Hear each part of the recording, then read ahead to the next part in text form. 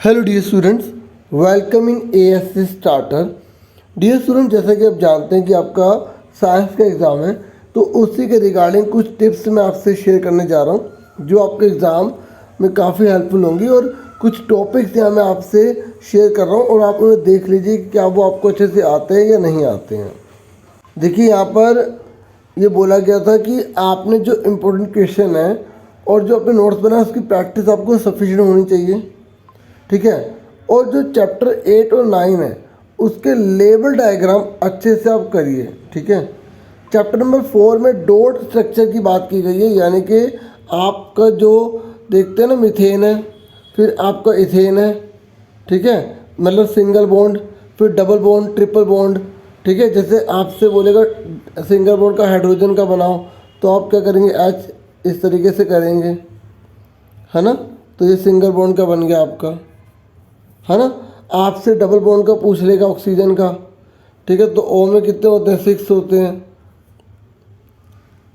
है ना। मैं थोड़ा सा यहाँ बताऊंगा, ज़्यादा नहीं बताऊंगा, ठीक है। इस तरीके से आप डबल बॉन्ड बनाएंगे। ट्रिपल बॉन्ड है, ठीक है, जैसे नाइट्रोजन का एग्जांपल है। तो डॉट स्ट्रक्चर आप देखो कि आपको अच्छे से पता है। चैप्टर नंबर 12 में आपके न्यूमेरिकल क्वेश्चन बेस की बात की गई, तो जो भी देखो चैप्टर 12 जो है वो नॉर्मली जहाँ तक उन्होंने देखा बुक से ही आता है। अगर हम पुराने पेपर्स उठा के देखें तो उसमें जो एंड निकालने वाला क्वेश्चन होता है ना, ठीक है, जिसमें इस तरीके से सीरीज और पैरेलल दिए होते हैं। आप एक्सरसाइज का क्वेश्चन देखना, उसको आपको उसमें मिल जाएगा। और चैप्टर 13 में डायग्राम आप कर लेना, जैसे सॉइल नोड का जो डायग्राम है वो बहुत बार आया हुआ है, ठीक है। परिनालिका का उसके बारे में बताओ, उसके ऊपर क्वेश्चन आया हुआ है। और इसमें आपको left hand rule, right hand rule और थंब रूल, ये आपको अच्छे से आता ना। मैं एक बार शॉर्ट में आपको बता रहा हूँ, हालांकि मैंने वीडियो पहले भी बनाई थी ये, ठीक है, इसके जैसी, जो जिसमें मैंने टिप्स और टिक्स की बात करी थी, ठीक है। तो देखो, अगर आपसे पूछ लेगा अंगूठे का नियम पूछ लेगा, अंगुष्ठ नियम, दक्षिण अंगुष्ठ नियम पूछ लेगा, या लेफ्ट थंब रूल आपका पूछ लेगा, माफ़ कीजिएगा राइट हैंड थंब रूल होता है, ठीक है। तो उसमें क्या होता है, आपको बताना होगा कि आपका जो थंब है, जो आपका अंगूठा है, ठीक है, वो अगर जो कंडक्टर है ना उसमें से जो करंट बह रहा है उसको दिखा रहा है, करंट के डायरेक्शन को दिखाता है आपको, आपका जो थंब है, तो आपकी जो फोल्डिंग फिंगर है ना, फोल्डिंग फिंगर, वो आपकी मैग्नेटिक फील्ड को दर्शाएंगी। हिंदी में जो दक्षिण अंगुष्ठ का नियम है उसमें आप बताएंगे कि जो आपका अंगूठा है, अगर वो विद्युत धारा को दर्शा रहा है, तो जो मुड़ी हुई उंगलियां हैं, जो मुड़ी हुई उंगलियां वो चुंबकीय क्षेत्र की दिशा को दिखाएंगी। ऐसे अगर आपसे लेफ्ट हैंड रूल पूछ लेगा, ठीक है, वामस या बाएं हाथ का नियम पूछ लेगा, ठीक है, इंग्लिश में पढ़ लेना क्योंकि हिंदी कई बार समझ नहीं आती बच्चों को। तो अगर लेफ्ट हैंड रूल पूछ लेगा तो आप बताएंगे कि आपको तीनों के तीनों जो फिंगर हैं वो इस प्रकार से फैलानी है कि वो 90 डिग्री पर एक दूसरे को, मतलब समकोण हो, ठीक है। तो उसमें आप बताएंगे कि अगर आपकी जो मध्यमा उंगली है, ठीक है, मध्यमा उंगली मतलब जो बीच में उंगली है, ठीक है, जैसे आपका ये हाथ है,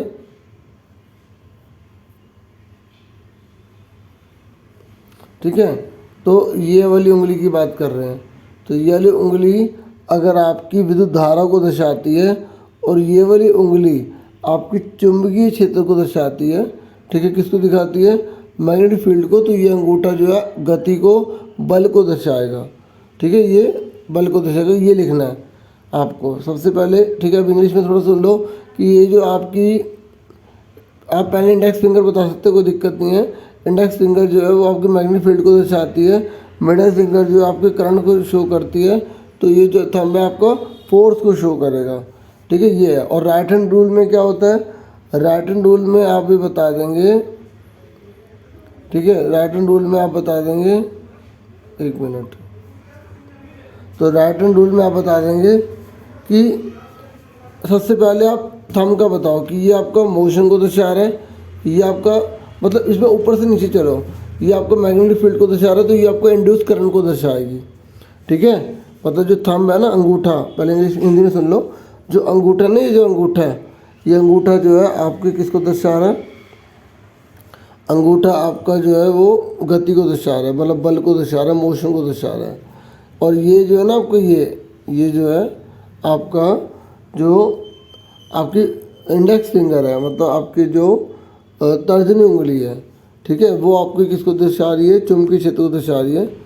तो ये जो आपकी बीच की उंगली है ना, ये आपकी दिखाएगी इंड्यूस करंट को, ठीक है, विद्युत जो प्रेरण को दर्शाएगी, मतलब विद्युत उत्पन्न करेगी, ठीक है। जो लेफ्ट हैंड रूल है वो इलेक्ट्रिक मोटर में काम करता है, राइट हैंड रूल जो है वो इलेक्ट्रिक जनरेटर में काम करता है, ठीक है। अगर आपसे इलेक्ट्रिक जनरेटर का भी पूछ सकता है, ठीक है, इलेक्ट्रिक जनरेटर का भी, क्योंकि प्री बोर्ड में भी आया था, ठीक है। बाकी आपको और भी इसके बारे में और पता करना, देखो चैप्टर बहुत सा तो डिलीटेड ही है, 4-5 टॉपिक है, अच्छे से आप स्कोर कर सकते हैं, ठीक है, ठीक है। और पेंसिल से डायग्राम आपको बनाने हैं। और यहाँ बोला गया है सीबीएसई ने कि जितनी भी एक्टिविटीज़ है ना उन्हें अच्छे से कर लो। जैसे मैं स्पेशली चैप्टर 5 की बात करूँगा, तो चैप्टर 5 के अंदर आप देखेंगे इस प्रकार की टेबल भी बनी हुई है। जैसे मान लो ये 20 लिखा है, मैं ए नाम दे देता हूँ, ये बी लिखा है, ये 30 है, ये सी है, ये 15 है, और ये डी है, ये 10 है। तो इसने बोला है कि इनमें से किसकी रेडियस ज़्यादा होगी, ठीक है। देखो जिसकी वैल्यू बड़ी है ना उसकी रेडियस ज़्यादा होगी, ठीक है। किसकी रेडियस कम होगी, 10 की वाले की, यानी कि डी की, ठीक है। इस तरीके से क्वेश्चन वगैरह आ जाते हैं। वैलेंसी पूछ लेता है, ठीक है, और संयोजकता पूछ लेता है। अच्छे से आप एक आपने करा भी होगा, बाकी और दिखाता हूँ क्या क्या इंपॉर्टेंट है। Attempt the question paper as per your strength, अपनी शक्ति के हिसाब से पेपर को अटेम्प्ट करो, जो आपको सबसे पहले आता है उसे आप वैसे करो, ठीक है। और ये कह रहा है कि नॉर्मली देखा जाता है कि सेक्शन वाइज सही रहता है, लेकिन ऐसा कुछ नहीं है। आपको जो क्वेश्चन पहले आता है आप उसे पूरा कीजिए। डिस्क्रिप्टिव आएगा, 3 सेक्शन में आएगा, टू द पॉइंट बताइए, और keep in the mind the weightage of the question while writing the answer. मतलब अगर 2 मार्क्स के तो 2 मार्क्स के अकॉर्डिंग लिखिए, ज़्यादा बड़ा मत कीजिए, ठीक है। अब देखो आपको हो सकता है फोन को थोड़ा टेढ़ा करना पड़े। आप ये देख लो कि जो आप ये चैप्टर देखने जा रहे हैं, क्या आपको ये अच्छे से टॉपिक सारे पता है, ठीक है। जैसे कार्बन एंड कंपाउंड, यानी कि 4 चैप्टर की बात करें तो उसमें सबसे इम्पोर्टेंट जो सीबीएसई ने जो बोला है ना, ठीक है, तो उसमें बोला उन्होंने इसे फोकस या सिलेबस के नाम से भी कहा गया है, ठीक है, इस पर फोकस करने के लिए। तो कैटेनेशन और टेट्रावैलेंसी की डेफिनेशन आपको आती है कि किस प्रकार से कोवलेंट बॉन्ड बनते हैं। मतलब जैसे हाइड्रोजन आपने देखा है, आपने CO2 देखा है, आपने CH4 देखा है, ठीक है। तो ये आइसोमर्स ऑफ हाइड्रोजन और होमोलोगस सीरीज, अच्छे से देख लो इस टॉपिक को कि आपको अच्छे से क्लियर है। नहीं तो मैंने मस्ट डू की भी वीडियो डाली थी, उसमें नोट्स के रूप में बना हुआ है, जो सीबीएसई ये जो DOE है उन्होंने जो इशू किया है, ठीक है। और पीरियोडिक टेबल में आप देखो कि ये क्या आपको अच्छे से पॉइंट आते हैं कि नीड फॉर क्लासिफिकेशन, जो अलग अलग यहाँ पर जो एलिमेंट्स हैं उनको अलग अलग बांटने की ज़रूरत क्यों है। तो आप बताएंगे ना कि हमें क्लासिफिकेशन इसलिए बांटने की जरूरत है ताकि उसकी स्टडी ईजिली की जा सके, ठीक है। और अगर कोई और रिसर्च होती है तो उसके ऊपर जो है हमें शुरू से जो बिगनिंग से स्टडी ना करनी पड़े। बाकी और भी इसके बहुत सारे पॉइंट हैं, मैं बिल्कुल जनरल पॉइंट्स आपको एक तरह से बता रहा हूँ, ठीक है। हमें क्लासिफिकेशन की ज़रूरत क्यों है, ठीक है, भाई इसलिए है ना कि डाइवर्सिटी जो है वो बनी रहे, और अगर एनवायरनमेंट चेंज होता है तो वो उसको टैकल कर सकें। क्योंकि अगर मान लो उनमें डाइवर्सिटी नहीं होगी और अगर टेम्परेचर चेंज होगा तो वो, क्योंकि अगर उनमें डाइवर्सिटी नहीं होगी तो वो उनका जो एक्सिस्टेंस है वो ख़त्म हो सकता है, उनका अस्तित्व ख़त्म हो सकता है ना। उसके बाद early attempt at classification of element. देखो शुरुआत में जो क्लासिफिकेशन एलिमेंट्स को जो बांट रहे थे ना, तो वो कौन कौन बांट रहा था, डोबे रनर बांट रहे थे। तो डोबे रनर्स ने क्या दिए थे, ट्रेड्स दिए थे, लेकिन इनकी कमी क्या थी, ये केवल 3 ट्रेड्स दे पाए, 3 ही ट्रिक दे पाए, है ना। डोबे रनर जो वो 3 ही तो ट्रिक दे पाए, इसके बाद इनकी थ्योरी किसी और में अप्लाई नहीं हुई। तो अगर वो पूछेगा कि क्या डोबे रनर के जो ट्रेड्स थे क्या वो न्यूलैंड्स की टेबल में पाए गए थे, आप बोलोगे हाँ पाए गए थे, ठीक है। और न्यूलैंड्स के टाइम पर लगभग 56 एलिमेंट पता थे, इन्होंने लो ऑफ ऑक्टेव दिया था। इन्होंने बोला था जैसे संगीत में 7 सुर होते हैं, सा रे गा मा पा धा नी सा, तो सा वापस, तो इस तरीके से इन्होंने 8 हर पहला 8वें के समान होगा ये बताया। लेकिन इनकी कमी क्या थी?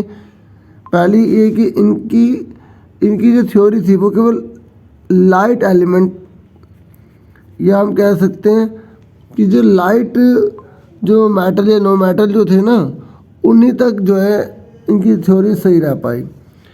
जो हैवी थे ना, उन पर इनकी थ्योरी काम नहीं आ पाई। जो हमारे जो न्यूलैंड है, ऐसी जो मैंडली पीरियोडिक टेबल है, मैंडली ने तो बहुत अच्छा काम करा था, है ना। उन्होंने हाइड्रोजन और ऑक्सीजन से रिएक्शन करवा के सब एलिमेंट्स को अलग अलग पार्ट में डिवाइड किया था, है ना। और मैंडली की टेबल में कमी क्या थी कि एक तो आइसोटॉप्स के बारे में उनको नॉलेज नहीं थी, दूसरा हाइड्रोजन के बारे में सही से बता नहीं पाए थे। कोबाल्ट और निकल को उन्होंने लिखा तो सही जगह पे था, लेकिन बता नहीं पाए थे ऐसा क्यों है ना। और मॉडर्न पीरियोडिक टेबल जो है वो जैसे हेनरी मोजले का इसमें नाम बहुत ज़्यादा आता है। और जो मैंडलीव की टेबल थी उसमें कितने ग्रुप थे? उसमें 8 ग्रुप थे, 6 पीरियड थे। और जबकि जो मॉडर्न पीरियोडिक टेबल है, जो आधुनिक आवर्त सारणी थी, उसमें कितने ग्रुप थे, समूह कितने थे, कितने समूह थे? उसमें 18। और कितने आवर्त थे, मतलब पीरियड कितने थे? 7। ठीक है। और ये सबसे मेन टॉपिक है। देखो आपको ये न्यूमेरिकल में आ सकता है, एटॉमिक साइज, मेटलिक या नॉन मेटलिक। आपको पता होना चाहिए कि जो लेफ्ट हैंड साइड थे, जो लेफ्ट हैंड साइड है ना, उसमें बहुत सारे मेटल हैं, राइट हैंड साइड में नॉन मेटल है। तो और जो बीच में एक मेटलॉइड जा रहे हैं ना, कुछ मेटलॉइड्स हैं, मतलब इधर की तरफ कौन है? धातु है, इधर कौन है? अधातु है। तो अगर आपसे ये पूछेगा कि अगर हम ऊपर से नीचे की तरफ जाते हैं तो आपको बताना है कि साइज बढ़ेगा घटेगा। देखो ऐसे है पीरियड, तो जब हम नीचे जाएंगे तो 2 है तो 2 हो जाएंगे, 3 है तो 3 हो जाएंगे। तो इसलिए साइज जो है वो बढ़ेगा, ऊपर से नीचे जाने पर साइज बढ़ेगा और ऐसे जाने पर साइज घट जाएगा। क्योंकि हम ऐसे जाएंगे ना तो क्या होगा कि इलेक्ट्रॉन ज़्यादा होने की वजह से वो सिकुड़ जाएगा, कंडेंस हो जाएगा एक तरह से, ठीक है, श्रिंक हो जाएगा, मतलब कंडेंस नहीं, ठीक है। तो इसलिए यहाँ पर ये आपको बताना था, थोड़ा थोड़ा मैं बता रहा हूँ, अगर याद रहे, मतलब याद तो हो गई आपको, रिवाइज थोड़ा था, ठीक है। उसके बाद आपका जो है इसमें जो टेबल दे रखी है वो आप कर लें, ठीक है। जो एग्जाम्पल दे रखे होते हैं ना, या जो एक्टिविटीज़ दे रखी है वो। फिर इसमें जो है असेक्सुअल रिप्रोडक्शन की बात की गई है 8वें चैप्टर के अंदर, जो मेन टॉपिक है आपका। तो जो असेक्सुअल रिप्रोडक्शन है ना, उसमें आपको नाम बताना पड़ेगा अलैंगिक जनन में कौन कौन से होते हैं, ठीक है। अलैंगिक जनन आपने टॉपिक दे रखा है ना, ये पहले तो 5 या 4 नंबर का आ जाता था। तो अलैंगिक जनन सबको पता है, बहुत आसान है। उसमें फ्यूजन आता है, फ्रेगमेंटेशन आता है, स्पोर फॉर्मेशन आता है, वेजिटेटिव प्रोपेगेशन आता है, ठीक है। तो जैसे उसमें खंडन आता है, विखंडन आता है, मुकुलन आता है ना, और बडिंग बोलते हैं इंग्लिश में। और ऐसे इसमें जो है कायिक प्रवर्धन आता है। तो बच्चों आपको पता है कि वेजिटेटिव प्रोपेगेशन क्या है या कायिक प्रवर्धन क्या होता है? जो पौधे बीज से अपने को उगाने की क्षमता खो चुके हैं ना, तो उन पौधों को हम पत्ती से, तने से, ठीक है, या किसी और माध्यम से उगाने की कोशिश करते हैं, तो वो वेजिटेटिव प्रोपेगेशन होता है और उसे कायिक प्रवर्धन कहते हैं। तो एग्जाम में आता है कायिक प्रवर्धन के फ़ायदे क्या हैं? कायिक प्रवर्धन का फ़ायदा है कि इससे पौधा जल्दी बड़ा हो जाता है, इससे फल आसानी से प्राप्त हो सकते हैं, ठीक है। और इनकी जो है देख रेख में भी इतना ज़रा जो धन है वो खर्च नहीं होता, इससे लाभ ज़्यादा होता है, ठीक है। और बाकी देखो जो टॉपिक दे रखे हैं ये आप देख लो कि क्या आपको अच्छे से आते हैं नहीं आते हैं। Sexual reproduction in plants and animals, मतलब जो लैंगिक जनन है ना, पौधों में और जानवरों में कैसे होता है, यानी कि जानवर मतलब इंसानों में कैसे होता है, ठीक है। तो आपसे जैसे पौधे का पूछ लेगा, सेल्फ पोलिनेशन, क्रॉस पोलिनेशन क्या है? सेल्फ पोलिनेशन मतलब जब एंथर स्टिग्मा में गिर जाता है उसी प्लांट के उसी फ्लावर में, ठीक है। और अगर क्रॉस पोलिनेशन क्या है, जब एक प्लांट के एक फ्लावर से दूसरे फ्लावर में अगर एंथर ठीक में जो पोलन ग्रेन होता है ना वो स्टिग्मा में गिर जाता है तो पोलन ग्रेन गिरता है। जो पराग कण होते हैं ना, पराग कण, ठीक है, जो पुंकेसर से स्त्री केसर में अगर उसी में मतलब एक ही फूल के पुंकेसर से स्त्री केसर में गिर जाते हैं ना पराग कण, तो वो होता है, कौन होता है, स्वपरागण। और अगर दूसरे में गिर जाते हैं, दूसरे फूल में, दूसरे पौधे में गिर जाते हैं, दूसरे पौधे के फूल में, तो वो होता है परपरागण, मतलब क्रॉस पोलिनेशन होता है। ठीक है, ऐसे ही एक लिंगी फूल होते हैं, है ना, उभयलिंगी फूल होते हैं। ठीक है, तो वो आपको अच्छे से पता होना चाहिए। एक लिंगी जिसमें या तो पुंकेसर होते हैं या स्त्री केसर होते हैं, द्विलिंगी इसमें दोनों पाए जाते हैं। और ऐसे ही है कि रिप्रोडक्टिव हेल्थ के लिए क्या करेंगे, मतलब जो जीव पैदा हो रहा है तो वो हेल्थी रहे। ठीक है, यह जो रिप्रोडक्शन है वो बिल्कुल स्वास्थ्यवर्धक हो, तो उसके लिए क्या करें। ठीक है, तो जैसे बीमारी ना लग जाए तो आप उसके लिए कंट्रासेप्टिव मेथड अपनाते, विधि अपनाते हैं ना, है ना। तो जैसे एक केमिकल मेथड है ना, एक सर्जिकल मेथड है ना, IUCD है ना, सुना होगा आपने। तो IUCD STD इसकी फुल फॉर्म आ जाती है। STD यानी कि सेक्सुअल ट्रांसमिटेड डिसीज, लैंगिक आधारित रोग, है ना, लैंगिक संचरित रोग, लैंगिक संचरित रोग। तो इसमें पूछा था कि बैक्टीरिया से होने वाली कौन सी बीमारी है। तो लैंगिक संचरित रोग दो प्रकार के होते हैं, एक बैक्टीरिया से होता है और दूसरा जो वायरस से। तो बैक्टीरिया से होने वाला जो है आपका सिफिलिस और गोनोरिया। ठीक है, और वायरस से होने वाला जो है एड्स है और वार्ड्स है, जो मस्से नहीं बन जाते, मस्से। ठीक है, वो तो आपसे बैक्टीरिया से पूछ लेगा, वायरस से पूछ लेगा।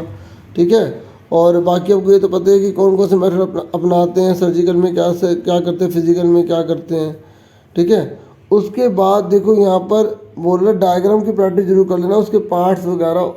ठीक है, तो वो अच्छे से देख लेना, सारे डायग्राम एक बार देख लेना, जो बोल रहे तो अच्छे से ध्यान से सुनो।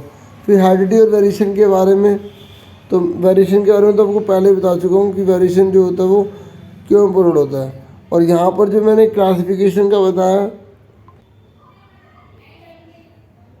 Mendel contribution rules for inheritance in both monohybrid and डीहाइब्रिड।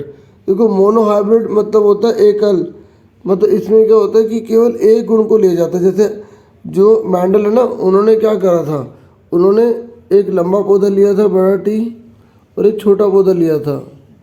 ठीक है, तो इन दोनों को मिलाकर जब उन्होंने बनाया तो क्या बना, ठीक है, T T T T T T T T. तो चारों के चारों लंबे आए थे, 1 2 3 4 इस तरीके से लंबे आए थे, है ना। तो इसकी आपसे पूछेगा जीनोटाइप रेशियो क्या है बच्चों। देखो क्योंकि फर्स्ट जनरेशन है, ठीक है, फर्स्ट जनरेशन में सारे क्या हैं, सारे सेम ही तो हैं, हाँ है ना। और फिनोटाइप भी सेम है, मतलब मैं बता दूँ जीनोटाइप मतलब दिखने में नहीं होता, मतलब उसके अंदर की करैक्टर को देखा जाता है। जैसे ये तो ये टी, तो इसमें पूछेगा नहीं आपसे रेशियो, क्योंकि सब सेम ही, मतलब 4 के 4 ही आ रहा। फिनोटाइप मतलब दिखने में। तो जब सेकंड जनरेशन आई ना, ये तो मैंने जो बनाई थी वो फर्स्ट जनरेशन थी, तो सेकंड जनरेशन ऐसे बनाएंगे टी और टी। तो इन दोनों को मिलाओ, बड़ा टी मिलेगा तो ऐसे बन जाएगा, बड़ा टी और छोटा टी मिलेगा तो ऐसे बन जाएगा, बड़ा टी छोटा टी बन जाएगा तो ऐसे बन जाएगा, और छोटा टी बनेगा तो इस तरीके से। तो 4 बड़े हैं और एक छोटा। तो आपसे इसमें पूछ लेगा जीनोटाइप और फिनोटाइप बताइए। तो देखो जीनोटाइप मतलब होता है असली में जीन्स, देखो इसके कैसे पूरा बड़ा है दोनों का 1 1, और ये दोनों के दोनों छोटे, मतलब एक बड़ा छोटा 1 2 और ये अलग है, तो 1 to 1 हो गई। और फिनोटाइप बोलेगा ना, मतलब दिखने में कैसे, देखो 3 लंबे पेड़ छोटा है तो 3:1 आ गया। तो जीनोटाइप फिनोटाइप ये रेशियो पूछे थे, हिंदी इंग्लिश दोनों में ऐसे ही आएगा। तो ये मोनोहाइब्रिड है। मोनो मतलब होता है एकल, जिसमें एक ही गुण बताया जाता है, और डाईहाइब्रिड मतलब होता है जिसमें 2 गुण बताए जाते हैं। जैसे आप देखोगे ना, आप देखेंगे जो बीज है, ठीक है, उसमें 2 बातें बताए, 2 बीज थे, एक गोल था और पीला, ठीक है, और एक थोड़ा झुर्रीदार था, हरा था, है ना। तो 2 चीज़ों को ले रहे हैं, एक रंग को ले रहे हैं और दूसरा किसको ले रहे हैं, उसके आकार को। मतलब जब 2 चीज़ें ली जा रही है तो वो डीहाइब्रिड है। कलर को ले रहे हैं और उसकी साइज़ को ले रहे हैं, आकार को ले रहे हैं। तो आपको उसका डायग्राम मतलब उसके जो पूरी टेबल है ना पूरी वो भरने वाली, वो एक बार ज़रूर देख लो, ठीक है, आपको मिल जाएगी उसमें, ठीक है। और उसके बाद how do the trait get expressed, ये क्या ट्रेड कैसे एक्सप्रेस होते हैं ये आपको उसमें बताना है, ठीक है, पूरा हाइड्रेटिक के मैकेनिज्म बतानी है आपको, ठीक है। तो देखो जो टेबल है, जो इसमें जो टेबल है जो आपको अच्छे से देख लेनी है वो ये वाली दे रखी है, और ये डायग्राम भी अच्छे से देख लेना क्योंकि ये CBSE की तरफ से बताया गया, और इस तरीके से इसको ज़रूर देख लेना, ठीक है, ओके। और जो डायग्राम है उसकी जो लेवलिंग है ये और फिगर ये, तो ये कह रहे इनकी जो वेटेज मिलाकर अगर हम देखें ना, अगर आप ये टेबल वगैरह देख लेते हैं सारा, ठीक है, ये सारा का सारा टेबल वगैरह देख लेते हैं,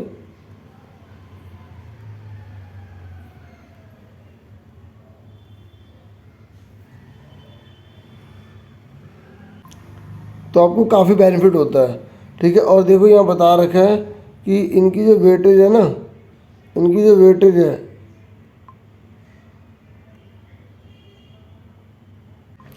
वेटेज मतलब क्या है कि अगर आप कार्बन एंड कंपाउंड का चैप्टर कर लेते हैं और 5वां कर लेते हैं तो ये टोटल मिला के 10 मार्क्स का है आपका, ठीक है।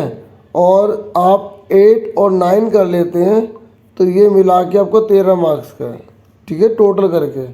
और इसमें फिगर को देख लें। अब आगे सुनो, अब उसके बाद आपका इलेक्ट्रिसिटी के बारे में बता रहा है। इलेक्ट्रिसिटी में ना आपको अच्छे से देखो, एक तो जैसे बोला सिंपल इलेक्ट्रिक सर्किट का डायग्राम भी अच्छे से करें क्योंकि बच्चे इसको इग्नोर कर देते हैं, ठीक है। मतलब कहने का ये होता है कि जैसे फिगर आ जाती है,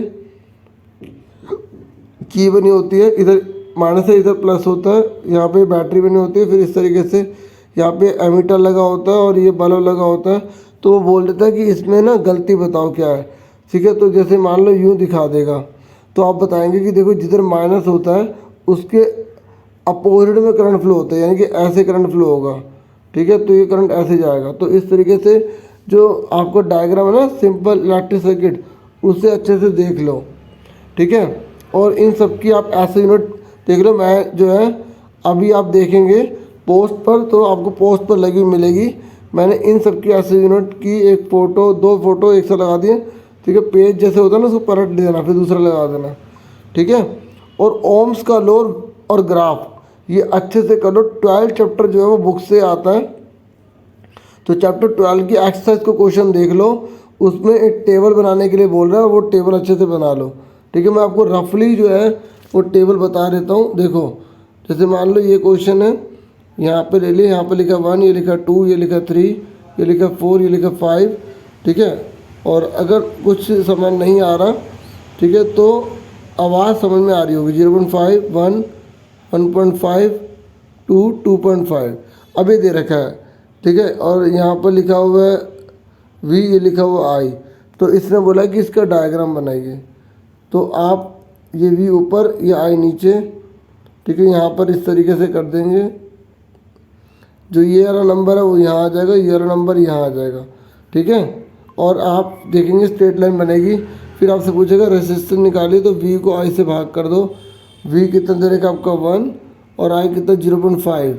तो जब आप इसको भाग करेंगे ना 1 को 0.5 से, तो 0.8 के ऊपर 10, तो 10/5, 5 दूनी 10, 2 आ गया, ठीक है। इस तरीके से करना है आपको, ठीक है। ये ग्राफ वाला। और देखो ओम्स का लो अच्छे से कर लो, ठीक है। ओम्स का लो जो आपने ग्राफ बनाया ना वो, और ओम्स का लो अच्छे से कर लो। और ये बहुत इम्पोर्टेंट है कि कौन कौन से प्रतिरोध को प्रभावित करते हैं। जो प्रतिरोध है ना, प्रतिरोध, उसको प्रभावित करने वाले कारक कौन से, रेसिस्टेंस को इफेक्ट करने वाले, कि रेसिस्टेंस बढ़ेगा या घटेगा। तो एक तो देखो लंबाई है, अगर किसी वस्तु की लंबाई बढ़ती चली जाएगी तो उसमें प्रतिरोध जो है बढ़ता चला जाएगा। और अगर एरिया बड़ा करते चले जाओगे तो उसका प्रतिरोध जो है ना वो कम होता चला जाएगा, ठीक है। प्रतिरोध मतलब रेसिस्टेंस। और तीसरी बात क्या है, तीसरा है कि उसका नेचर कैसा है, जो वस्तु है ना उसका नेचर कैसा है। देखो अब लोहा है तो उसमें करंट चला जाएगा, लकड़ी में थोड़ी जाएगा, तो उसके नेचर पर भी डिपेंड करेगा। सुन रहे ना मेरी बात। थोड़ा थोड़ा सा मैं जो है रिवाइज बता रहा हूँ, थोड़ा थोड़ा, ठीक है। बाकी आप बुक से अच्छे से करें और आराम से कान लगा के सुन लें। तो उसके बाद जो है आप देखो, ये वोल्टेज के बारे में, करंट, रेजिस्टर के बारे में और पैरेलल और सीरीज। देखो हमारे घर, देखो इस चैप्टर नंबर 12 का जो 18वां क्वेश्चन है लास्ट का एक्सरसाइज का, उसके क्वेश्चन बच्चे देखते नहीं हैं, ठीक है। देखो 12 चैप्टर तो बुक से ही आता है, तो आप एक बार उसके सारे क्वेश्चन और भी देख लें, 18वां क्वेश्चन जरूर देख लेना एक बार, ठीक है। बाकी और भी देखना, ठीक है। और देखो जूल्स लॉ ऑफ हीटिंग, ये बहुत इंपॉर्टेंट है, मस्ट डू में दे रखा है, आप वीडियो में डिस्क्रिप्शन में देखोगे तो मिल जाएगा जूल, ठीक है। तो जूल्स लॉ ऑफ हीटिंग क्या है, जो तापन का नियम है, जूल तापन का नियम। और कमर्शियल यूनिट इलेक्ट्रिक एनर्जी में ये 2 नंबर में आ जाता है क्वेश्चन, बिजली का बिल निकालो, ठीक है। बिजली का जो बिल है ना, वो निकालने के लिए आ जाता है। तो और आपको इसके पूछ लेते हैं कि 1 यूनिट की वैल्यू कितनी होती है, 1 यूनिट को जूल में बदलिए तो 3.6 10⁻⁶ जूल, ये आपको पता होना चाहिए, ठीक है। ऐसा कैसे बनती है इसकी वैल्यू, इसकी वैल्यू बनती कैसे है, देखो 1 किलोवाट आवर बराबर 1 यूनिट होता है, ठीक है। 1 किलोवाट मल्टीप्लाई में आवर, 1 किलोवाट में कितने होते हैं, 1000 जूल होते हैं। और घंटे में 60 मल्टीप्लाई 60, ठीक है। तो इसको मल्टीप्लाई करो तो 36, 1 2 3 4 5, 1 2 3 4 5। तो इसका मतलब क्या हुआ कि 1 2 3 4 5 है, तो इसको मैं ऐसे लिख सकता हूँ 1 2 3 4 5 6, 3.6 10⁻⁶। इस तरीके से ये बन जाता है, ठीक है।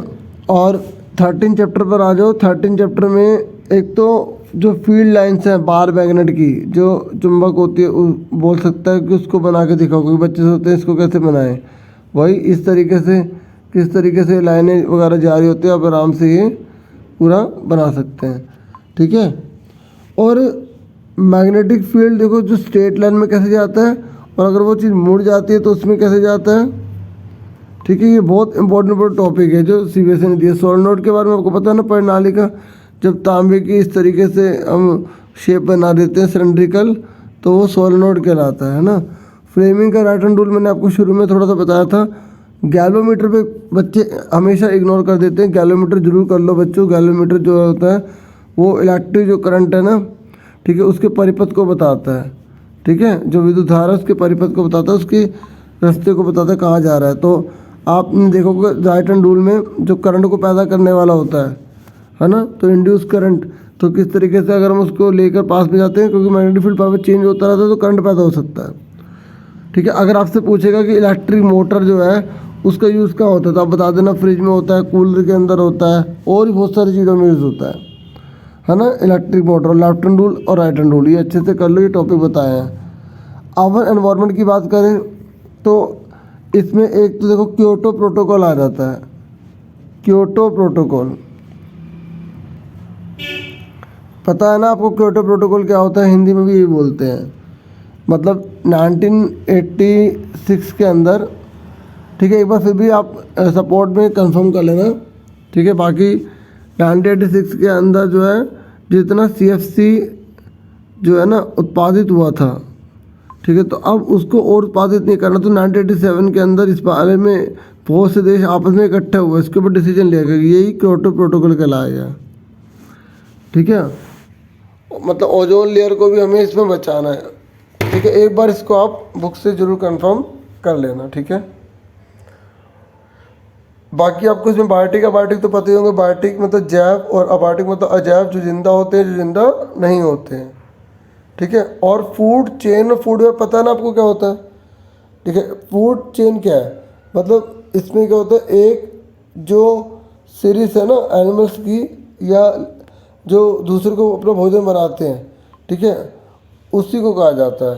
मतलब फूड चेन में आप बता सकते हैं कि एक ऐसी सीरीज होती है, ठीक है, जिसके अंदर एक जो एनिमल्स है या बर्ड है वो दूसरे पर अपने फूड के लिए डिपेंड होता है, ठीक है। सीरीज होती है ये, एक ऐसी श्रृंखला होती है जिसमें एक जीव दूसरे जीव के लिए भोजन पर निर्भर होता है, ठीक है। ट्रॉपिकल लेवल होता है, ठीक है, अलग अलग उस पर पाए जाते हैं जीव। और फूड वेब पूछेगा तो आप बता देना एक से ज़्यादा जो फूड चेन होती है उसे फूड वेब कहते हैं। मतलब जैसे जैसे एग्जांपल अगर फूड चेन किसे कहता है, अगर आपसे पूछे, जैसे आप बताते एग्जांपल देते हो, जब बताने के बाद जैसे ग्रास है तो ग्रास को खा लिया डियर ने और डियर को खा लिया यहाँ पर लॉयन ने, तो ये फूड चेन है क्योंकि इसमें एक ही सीरीज है। और फूड वेब कब होगा, जैसे इस घास को खाने वाला यहाँ पे गोट आ गया, ठीक है, और इस लॉयन जो है वो इस डियर को भी खा सकता है, इस गोट को भी खा सकता है, तो यहाँ पे एक से ज़्यादा चेन हो गई, तो उसी को बोलते हैं यहाँ पर फूड वेब, ठीक है।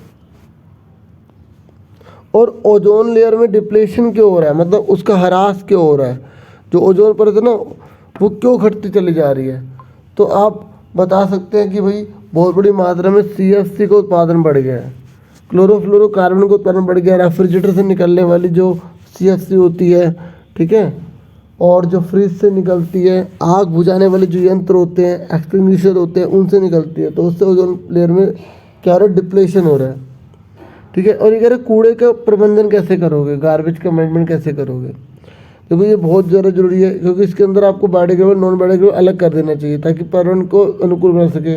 उसके रिसाइकलिंग करके आप 4R के बारे में बता देना, जब ये आएगा ना तो आप बता देना रिड्यूस, रिसाइकल, रिकवर, ठीक है, और रिड्यूस, रिसाइकल, रिकवर, ठीक है, इस तरीके से।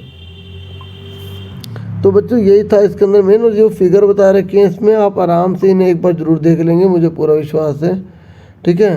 और आप सबको मेरी तरफ से ऑल द बेस्ट। मैंने थोड़ा बहुत बताने की इसमें कोशिश की है, बाकी अगर आपको मेरी वीडियो अच्छी लगती है तो आप मुझे बता सकते हैं, फिर मैं आपके ऊपर मुझे और मोटिवेशन मिलेगा तो वीडियो सबके लिए लेकर आऊँगा, ठीक है। और देखो यही मत करना, और भी चीज़ें कर लेना, ठीक है, और भी अच्छे से कर लेना, डीपली करना है क्योंकि आपको अच्छा स्कोर करना है। Thank you for watching and listening carefully. Take care the dear students.